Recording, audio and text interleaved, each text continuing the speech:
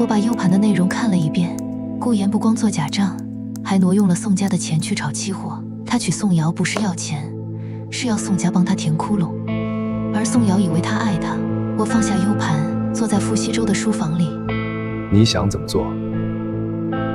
把 U 盘给宋家。直接给？不，先让宋瑶知道。傅西周靠在椅背上看了我几秒。你恨他？我想了想，我不恨他，他也是被骗的，但我讨厌他穿我的婚纱。傅西周笑了，这是我第一次见他笑，不好看，但很真。我知道接下来该做什么了。他拿起 U 盘，等我开口。约他出来，我来跟他说。